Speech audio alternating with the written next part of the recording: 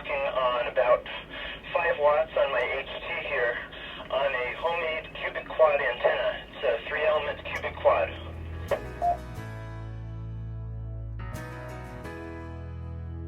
We do a lot of stuff as a club.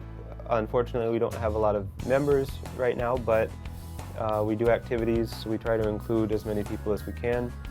We do, for instance, support for various events when they need communication support. For instance, recently we did communication support for the Science Olympiad, which was held at IU. It's a competition where schools from all over the state send their high school students to compete in this Olympiad. Sometimes we launch weather balloons with science experiments on them, and we use ham radio to track the balloon and where it lands. We have contests, which are fun, and basically everything we do is training to make us better ham radio operators, which prepares us in the end. I guess our ultimate responsibility to society is as communications in things like natural disasters or emergencies. Anyone can, it's open to anyone. We also have the Bloomington Amateur Radio Club, which tends to have a lot more older type people within the Bloomington community, but faculty, graduate students are more than welcome to join our club.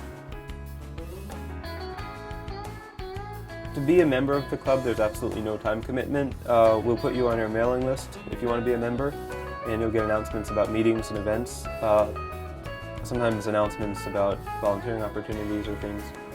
If you want to be an officer, there's a time commitment just to keep things running.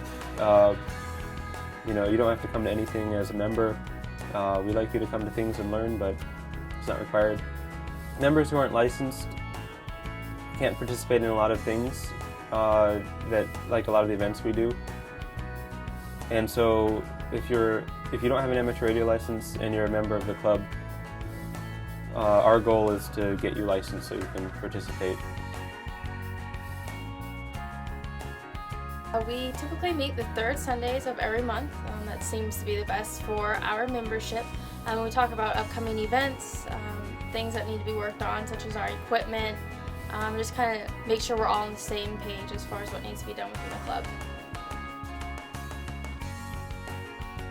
To become a ham radio operator, you need to pass a test and get a license. The licensing test, I believe you're only given something like 25 or 35 questions.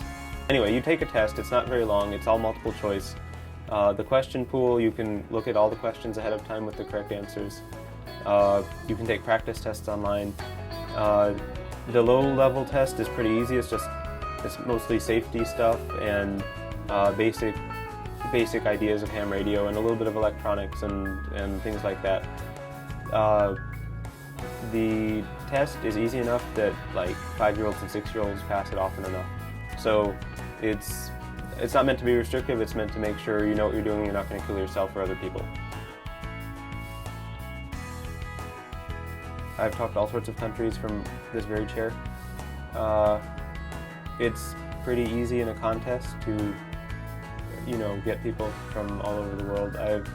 Let's see, the last contest we did up here was only a couple weeks ago, and I sat down, heard someone calling from Japan, I believe. Said, well, Japan's kind of far away. It's going to be hard to, get through to him, and a bunch of other people are trying to talk to him too. But when he called for someone else to talk to, I was the first one he heard, and like 2 seconds later, I made contact with him. So pretty fast, pretty easy. I'm more interested in the events that we do and helping with communications within Monroe County, such as the Science Olympiad tournament. I was involved in Science Olympiad when I was in high school, so it's kind of cool giving back to them and helping with their communications that they need for the event.